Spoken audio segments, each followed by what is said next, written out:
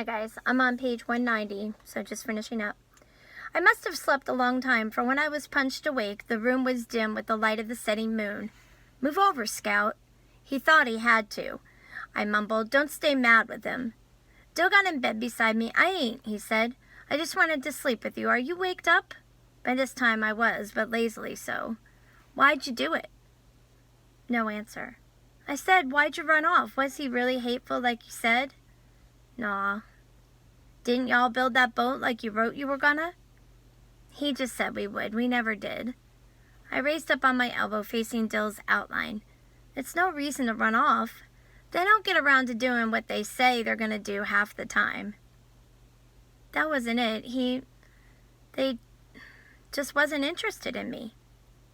That was the weirdest reason for flight I had ever heard. How come? Well, they stayed gone all the time, and when they were home, they'd go by themselves. What they doing there? Nothing, just sitting and reading, but they didn't want me with them. I pushed the pillow to the headboard and sat up. You know something?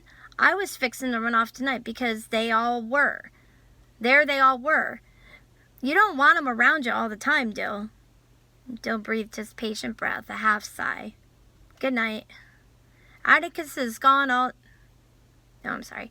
Good night. Atticus is gone all day and sometimes half the night and off in the legislature and I don't know what.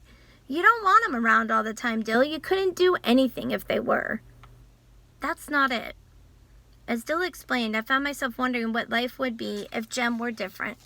Even from what he was now, what would I do if Atticus did not feel the necessity of my presence, help, and advice? Why, he couldn't get along a day without me. Even Calpurnia couldn't get along unless I was there. They needed me. Dill, you ain't telling me right. Your folks couldn't do without you. They must be just mean to you. Tell you what to do about that. Dill's voice went on steadily in the darkness. The thing is, what I'm trying to say is, they do get on a lot better without me. I can't help them any. They ain't mean. They buy me everything I want, but it's now you gotta go play with it. You've got a room full of things. I got you that book, so go read it. Dill tried to deepen your voice. You're not a boy. Boys get out and play baseball with other boys. They don't hang around the house worrying their folks. Dill's voice was his own again. They ain't mean. They kiss you and hug you goodnight and good morning and goodbye and tell you they love you. Scout, let's get us a baby. Where? There was a man Dill had heard of who had a boat that he rowed across to a foggy island where all these babies were. You could order one. That's a lie.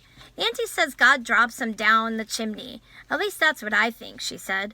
For once, Auntie's diction had not been too clear. Well, that ain't so. You get babies from each other, but there's this man, too. He has all these babies just waiting to wake up. He breathes life into them. Dill was off again. Beautiful things floated around in his dreamy head. He could read 2 books to my 1, but he preferred the magic of his own inventions. He could add and subtract faster than lightning, but he preferred his own twilight world, a world where babies slept waiting to be gathered like morning lilies. He was slowly talking himself to sleep and taking me with him, but in the quietness of his foggy island, there rose the faded image of a gray house with sad brown doors. Dill? Why do you reckon Boo Radley's never run off? Dill sighed a long sigh and turned away from me. Maybe he doesn't have anywhere to run off to.